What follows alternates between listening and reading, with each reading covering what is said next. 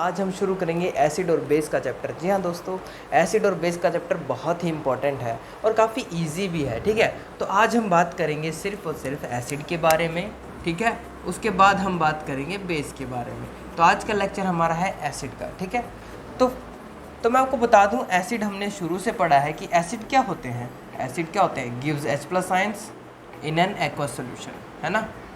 हम इसको प्रूफ भी कर देते हैं। जैसे कि देखिए, मैं मान लेता हूँ हाइड्रोक्लोरिक एसिड मैंने ले लिया, मैं इसमें वाटर ऐड करता हूँ। ठीक है, देन मुझे क्या मिलेगा?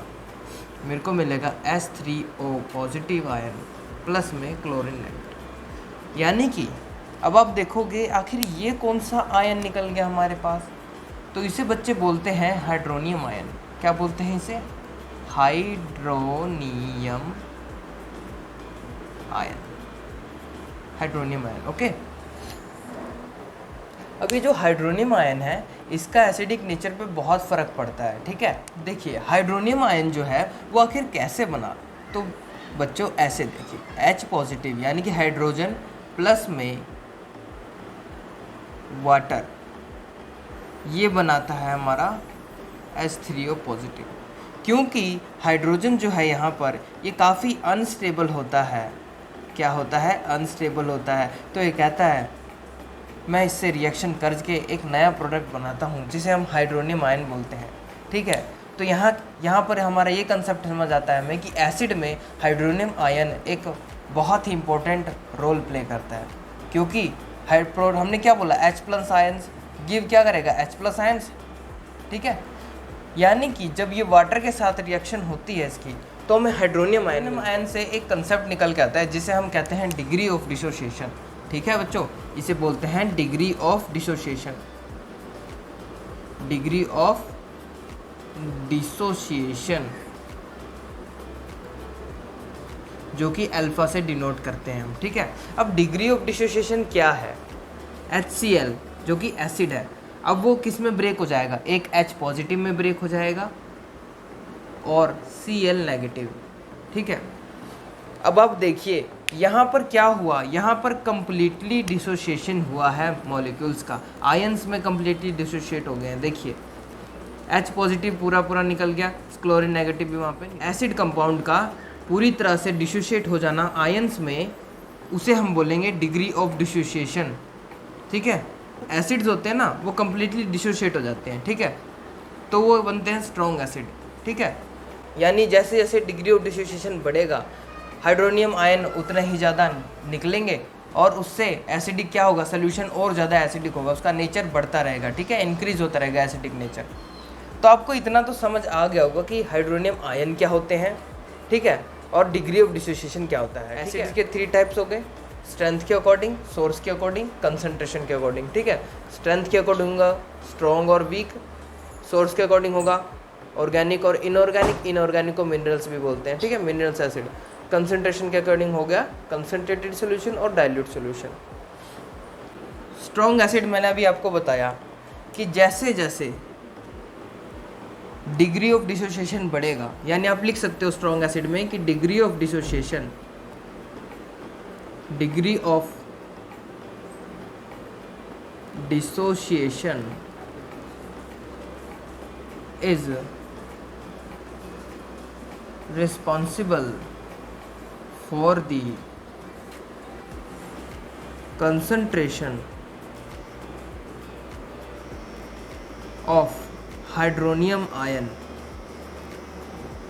ठीक है, यानी डिग्री ऑफ डिसोसिएशन किसके लिए रिस्पॉन्सिबल है? For the concentration of hydronium ions. इसका मतलब जैसे जैसे डिग्री ऑफ डिसोसिएशन क्या, यानी अल्फा की वैल्यू क्या है, अगर मान लो बढ़ रही है, ठीक है, तो उसमें क्या होगा? हाइड्रोनियम आयन भी क्या होंगे? इंक्रीज होंगे। और ये इंक्रीज होगा तो क्या होगा? एसिडिक कैरेक्टर भी इंक्रीज होगा, यानी ही स्ट्रॉन्ग एसिड वाला नेचर होगा उसका।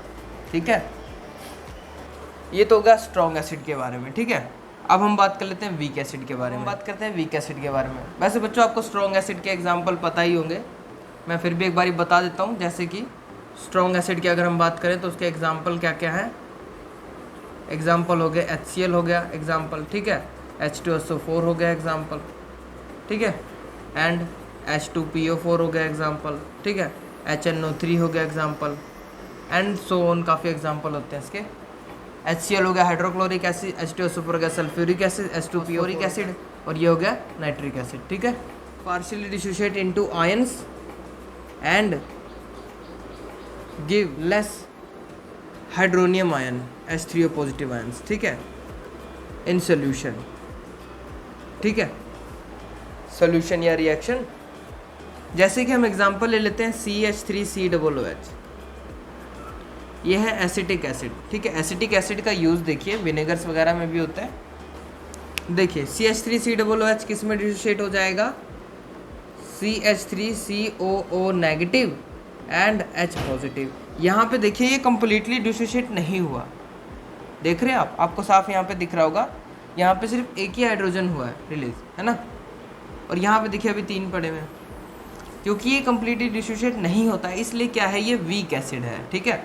जैसे कि देखिए मान लीजिए ये 100% है इस टाइम, ठीक है, तो 100 में से ना 50-50 भी नहीं हुआ, ये क्या हो गया, 80% इधर हो गया और 20% इधर हो गया, ठीक है। मतलब कुछ भी हो, आप कुछ भी लगा सकते हो। मान लीजिए हम अल्फ़ा वैल्यू हो गए, ठीक है, अल्फ़ा हुआ है, ठीक है, और ये टोटल क्या था, 1 था, तो कुछ ना कुछ तो इसमें से माइनस हुआ है, यानी कि अल्फ़ा वैल्यू कुछ ना कुछ माइनस होके आई है, यानी डिग्री ऑफ डिसोसिएशन हमारा क्या है, 1 - अल्फ़ा है इसमें। और उसमें क्या था, कंप्लीट 1 था, क्योंकि उसमें क्या है, कम्प्लीटली डिसोशिएट हो जाते थे। हाइड्रोजन पूरे अगर 100% है तो 100 का 100 हाइड्रोजन उधर चला जाता था, और क्लोरीन का क्लोरीन 100 का 100 उधर चला जाता था, है ना। लेकिन इसमें ऐसा नहीं हुआ, इसमें क्या होता है, कुछ कुछ मॉलिक्यूल्स पार्शियली डिसोशिएट होते हैं, तो इस वजह से क्या है, ये वीकली। इसमें भी यही हम कह सकते हैं कि इसमें क्या है, अल्फ़ा की वैल्यू क्या है, कम है, क्योंकि इसमें पार्शियली डिसोशिएट हो रहे हैं, ठीक है, यानी डिग्री ऑफ डिसोसिएशन कम है, लेस है। और हाइड्रोनियम आयन क्या बनेंगे, कम बनेंगे फिर, है ना, वो भी कम है। और नेक्स्ट हम कह सकते हैं एसिडिक कैरेक्टर भी डिक्रीज हो रहा है, यानी कि वीक एसिड है ये, ठीक है। तो यहाँ से आपको स्ट्रॉन्ग और वीक एसिड के बारे में पता लग गया।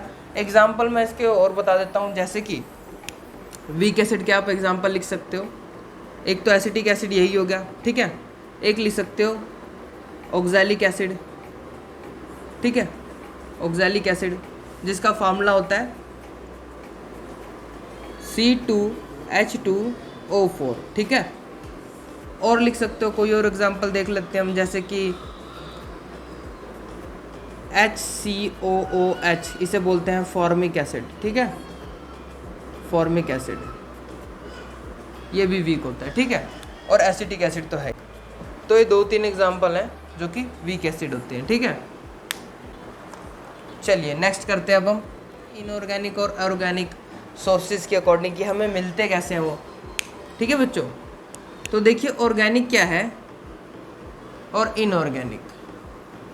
तो ऑर्गेनिक में क्या क्या है जो हमें ऑर्गेनिकली मिले, यानी नेचुरली मिले, है ना, प्लांट से मिल गए, ठीक है। तो इस तरह को हम बोलते हैं कि वो हमें ऑर्गेनिक रूप से मिले हैं। जैसे कि हम कह सकते हैं ऑक्सैलिक एसिड को, ऑक्सैलिक एसिड क्या है, C2H2O4, ये एक्चुअली ग्रीन लीव्स वगैरह में पाया जाता है, जैसे कि ग्रीन वेजीज में पाया जाएगा, ठीक है, जो भी जैसे पालक हो गया, है ना, स्पेनिश यानी, तो उसमें पाया जाता है ऑक्सैलिक एसिड। और हम बात कर सकते हैं सिट्रिक एसिड के बारे में।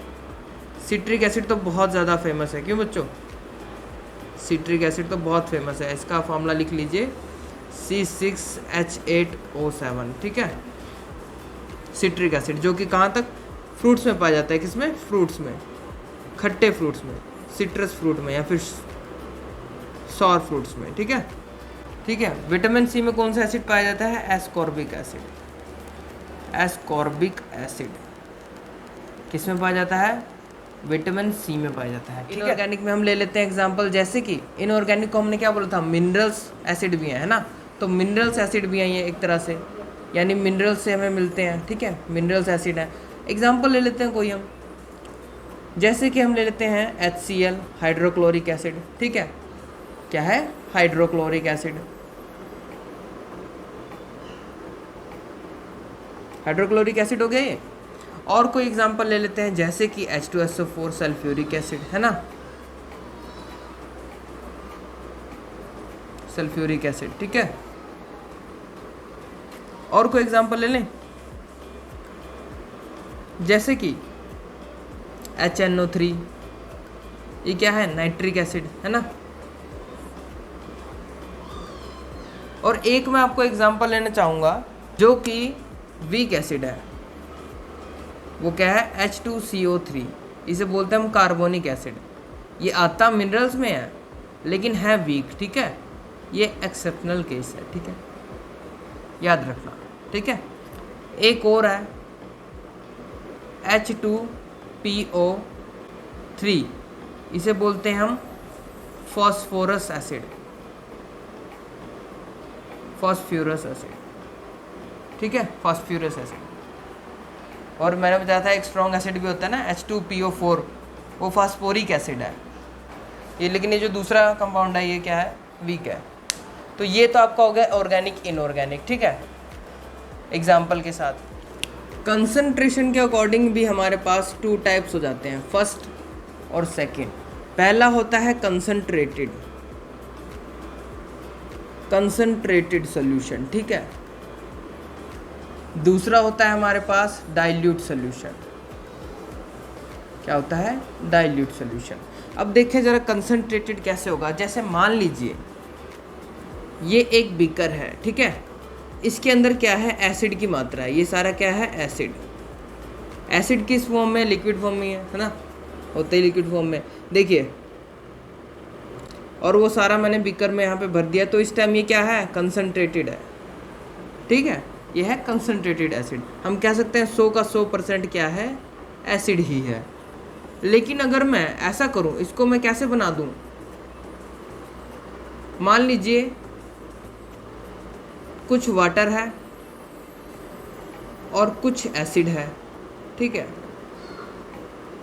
वाटर और एसिड का मिक्सचर है, लेकिन इनकी क्वांटिटी क्या है, मैं कहता हूँ 95% एसिड है और वाटर है 5%, ठीक है, ये है एसिड और ये है वाटर, ठीक है।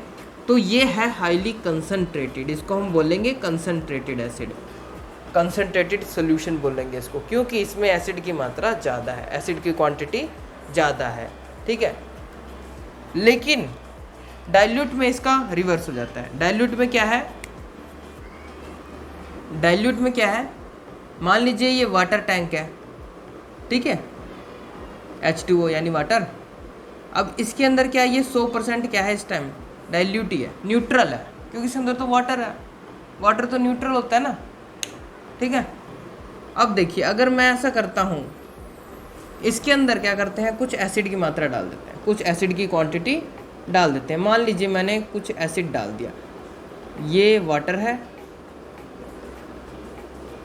ये कुछ एसिड डाल दिया,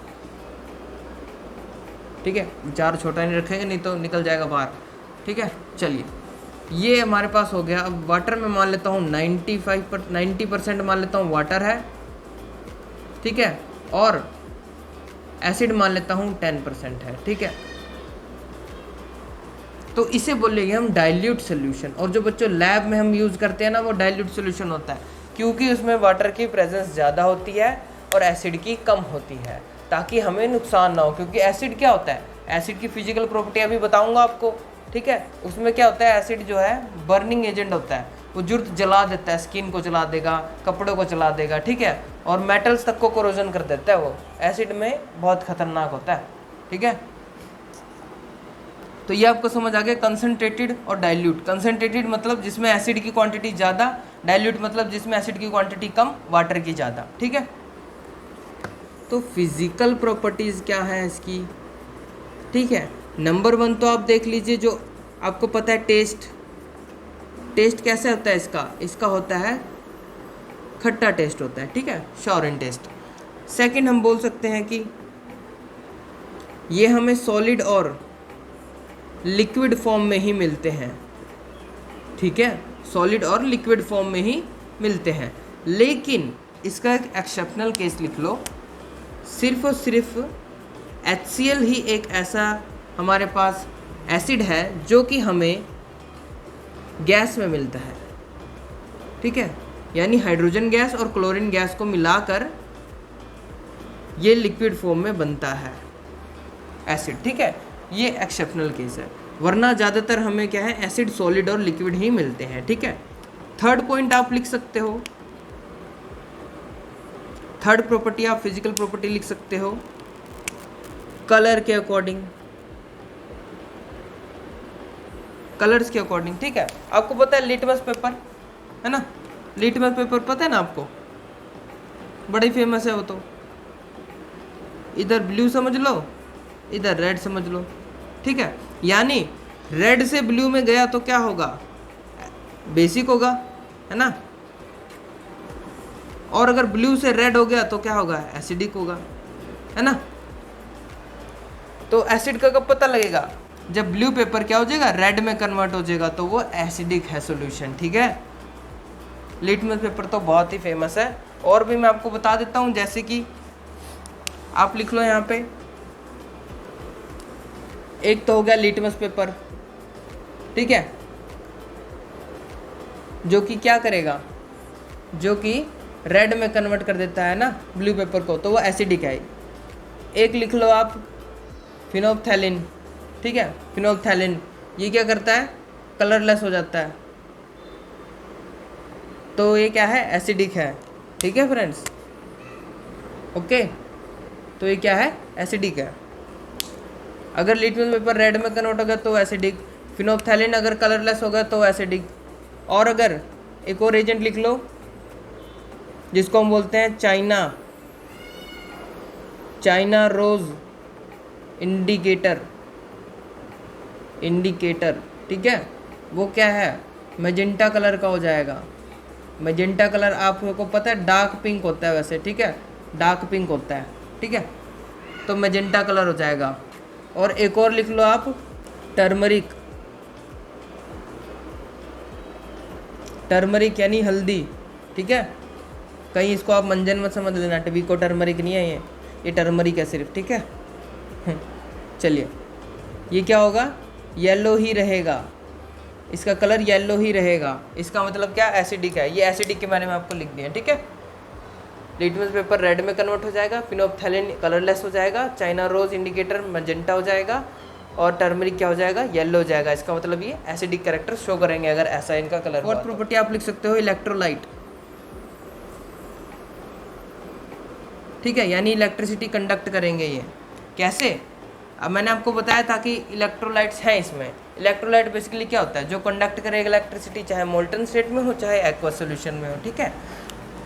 और आप सभी को पता है कि इलेक्ट्रोलाइट क्या आयन से तो होते हैं।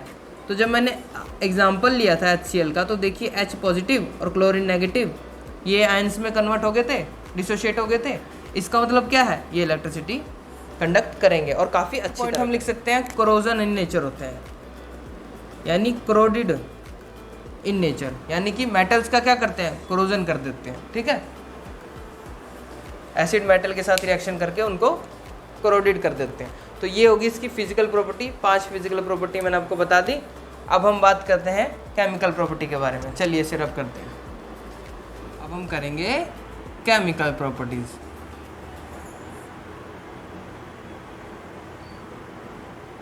चलिए केमिकल प्रॉपर्टी करते हैं। फर्स्ट हमारी जो केमिकल प्रॉपर्टी है वो है रिएक्शन विद मेटल।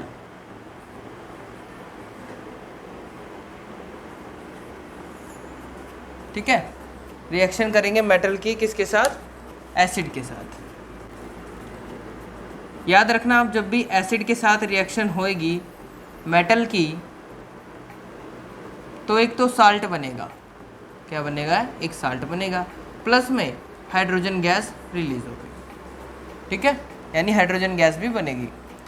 चलिए ले लेते हैं कोई एग्जांपल, एसिड ले लेते हैं, मान लीजिए HCl ले लिया हमने एसिड, प्लस में मेटल ले लिया हमने मैग्नीशियम, ठीक है। तो क्या बनेगा, हमारा प्रोडक्ट बनेगा MgCl2 प्लस में हाइड्रोजन गैस। अब आप कहोगे ये Cl2 कैसे आया, ठीक है। तो देखिए बच्चों, मैग्नीशियम का क्या चार्ज होता है, +2, ओके, और क्लोरीन का क्या होता है, -1, है ना। तो इनको क्रॉस मल्टीप्लाई कर दो, तो ये क्या बन जाएगा, MgCl2 बन जाएगा, मैग्नीशियम क्लोराइड, ओके। ये क्या बन जाएगा, मैग्नीशियम क्लोराइड, ठीक है, और हाइड्रोजन गैस रिलीज होएगी। ये तो हमने ले लिया एक पहला एग्जांपल। एसिड के साथ, हाइड्रोक्लोरिक एसिड के साथ मैग्नीशियम रिएक्ट करवाया तो हमें ये मिल गया। अब हम कोई और एग्जांपल लेके देखें। चलिए एक और ले लेते हैं, एसिड ले लेते हैं, बड़ा ही फेमस है H2SO4। याद हो जाएंगे आपको, H2SO4 के साथ मेटल क्या करते हैं हम, आयरन को, ठीक है, चेंज कर लिया हमने मेटल भी। चलिए क्या बनेगा, ये बन जाएगा FeSO4 और क्या बन जाएगा, हाइड्रोजन गैस रिलीज हो जाएगी। ठीक है, देख लीजिए बैलेंस हो रहा है कि नहीं हो रहा। हो गया बैलेंस। देखिए आयरन का +2 हो गया, सल्फ्यूरिक एसिड का -2 होता है, क्रॉस मल्टीप्लाई करोगे यही बनेगा। ठीक है, FeSO4, क्योंकि +2 -2 कैंसिल हो जाता है। चलिए ये बैलेंसिंग हो गया। अब हम सेकंड प्रॉपर्टी करते हैं। सेकंड प्रॉपर्टी हम करते हैं रिएक्शन विद बेस। ठीक है, रिएक्शन विद बेस चलिए करते हैं। एसिड मान लेते हैं हम HCl, बेस मान लेते हैं NaOH, काफ़ी फेमस बेस है ये। ठीक है, NaOH को क्या बोलते हैं, सोडियम हाइड्रोक्साइड, सोडियम हाइड्रोक्साइड, या फिर एक और नाम याद कर लीजिए, इसको कास्टिक सोडा भी बोलते हैं। क्या बोलते हैं, कास्टिक सोडा। ठीक है, और हाइड्रोक्लोरिक एसिड तो इसको बोलते ही हैं, आपको पता ही है।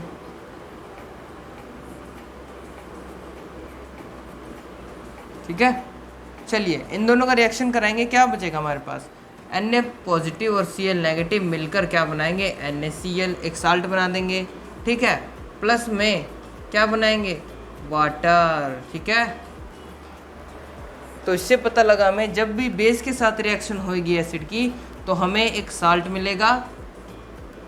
ठीक है, इसको बोलते हैं सोडियम क्लोराइड, और वाटर रिलीज होगा। ठीक है, चलिए सेकंड प्रॉपर्टी होगी हमारी। अब रिएक्शन करते हैं हम मेटल कार्बोनेट के साथ। किसके साथ, कार्बोनेट के साथ।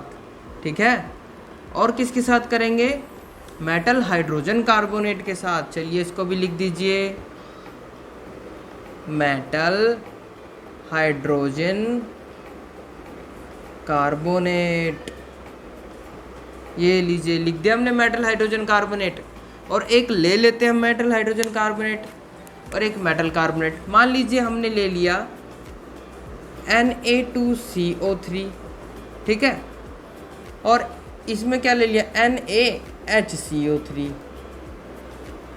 ठीक है, एक हाइड्रोजन आ गया ना, एक सोडियम हट के एक हाइड्रोजन ऐड कर दिया बस। ठीक है, तो ये मेटल हाइड्रोजन कार्बोनेट बन जाएगा। एसिड और इसकी करा देते हैं हम। चलिए Na2CO3 प्लस में क्या ले लें, HCl ले लें। HCl बहुत बारी ले ले, चलो HBr ले लेते हैं अब, है ना, बड़ी बहुत अलग सा करके देखते हैं। चलिए ये हमारे पास क्या बचेगा, फिर हमारे पास बनेगा NaBr प्लस में वाटर प्लस में CO2। ठीक है, CO2 कार्बन डाइऑक्साइड निकलेगी, वाटर निकलेगा हमारा बाई प्रोडक्ट, और NaBr सोडियम ब्रोमाइड निकलेगा। लेकिन यहाँ पे देखिए, यहाँ पे बैलेंसिंग करेंगे ना, यहाँ पे सोडियम 2 है, हमने यहाँ 2 कर दिया। ओके, यहाँ पे क्या हो गया, Na2CO3 तो निकल गया। एक यहाँ पे देखिए, यहाँ पे क्या हो गया, Br भी तो 2 है, तो यहाँ पे भी 2 कर लीजिए। ठीक है, अब ये बैलेंसिंग हो गया। कैसे, H2 और O वाटर बन जाएगा, NaBr 2 NaBr, यानी 2 बारी मॉलिक्यूल्स निकलेंगे NaBr के। ठीक है, सोडियम ब्रोमाइड के। तो हम यहाँ पे लिख देते हैं इनके नाम भी। ये क्या है, सोडियम कार्बोनेट,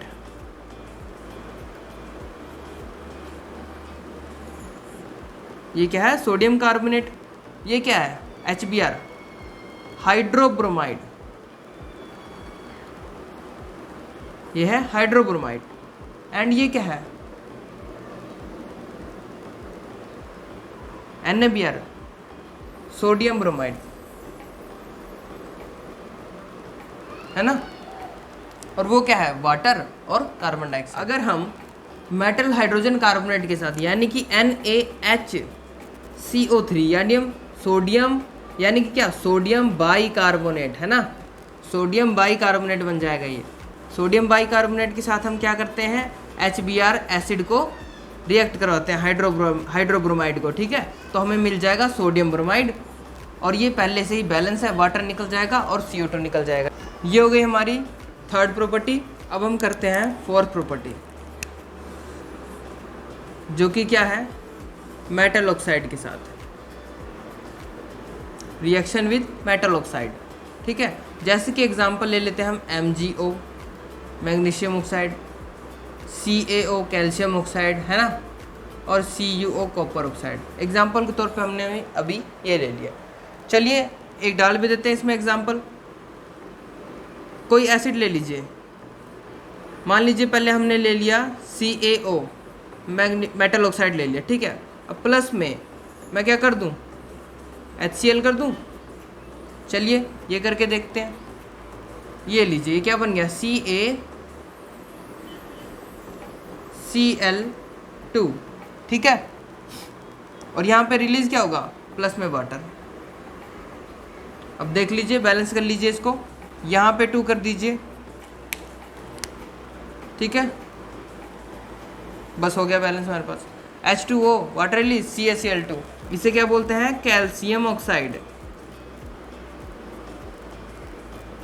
और ये क्या है, हाइड्रोक्लोरिक एसिड, है ना। और ये क्या है, कैल्शियम क्लोराइड।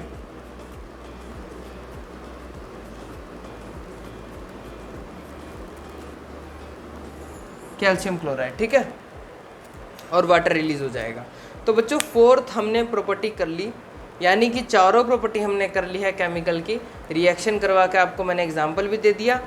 हम और भी एग्जांपल ले सकते हैं इसके साथ, MgO करके, मैग्नीशियम ऑक्साइड करके, कॉपर ऑक्साइड करके, ठीक है, अलग अलग एसिड सोल्यूशन के साथ बना के, H2SO4 के साथ बना के, HNO3 के साथ बना के, ठीक है। कराना चाहूँगा, अभी जाइएगा मत, अभी मैं आपको एक और बड़ा मेन टॉपिक कराना चाहता हूँ। वो कई बार क्वेश्चन पूछ भी लेता है एग्ज़ाम में घुमा फिरा के, तो प्लीज़ अभी विराजमान रहिए जहाँ पर भी आप बैठे हैं। कार्बन डाइऑक्साइड CO2 की टेस्ट है एक, क्या है, एक टेस्ट है।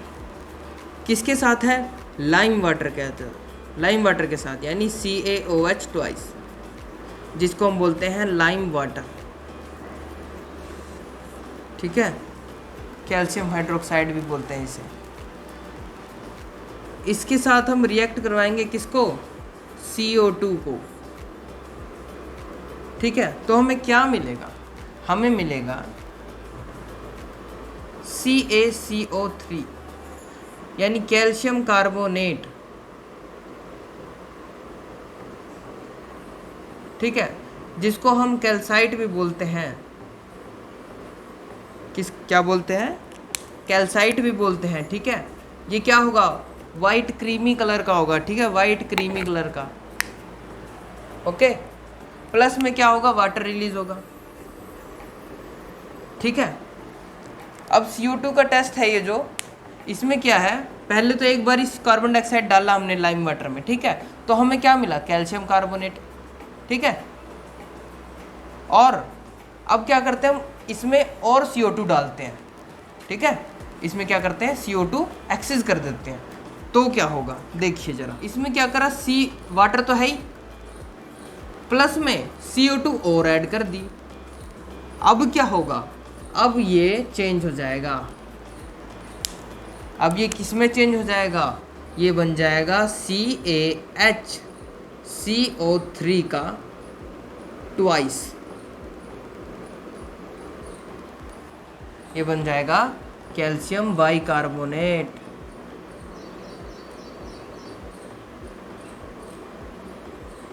ये बन जाएगा कैल्शियम बाइकार्बोनेट। आपको मैं इसके बारे में बताऊं, ये देखिए यहाँ पर जब ये कार्बन डाइऑक्साइड और वाटर मिलते हैं ना, तो एक एसिड बनता है जो कि काफ़ी वीक एसिड होता है। मैंने आपको बताया था ना, H2CO3, इसको बोलते हैं हम कार्बोनिक एसिड, है ना, इसको बोलते हैं हम कार्बोनिक एसिड, ठीक है, कार्बोनिक एसिड बोलते हैं। तो जब ये कैल्साइट के साथ रिएक्शन होती है इसकी, तो ये कैल्शियम बाइकार्बोनेट निकाल देता है। आई होप आपको ये समझ आ गई होगी रिएक्शन। आपको एक बात और मैं बताऊं कि जो कैल्साइट का यूज़ है ना, जो पेपर इंडस्ट्रीज़ में भी होता है, ठीक है, प्लास्टिक बनाने की प्लास्टिक इंडस्ट्री में भी होता है, और भी कई जगह यूज़ होता है, ठीक है। पेंट वगैरह में भी यूज़ होता है कैल्साइट का, यानी कैल्शियम कार्बोनेट का, ठीक है। तो इसको याद रखना, इसके यूजेस भी कई बार पूछ लेता है।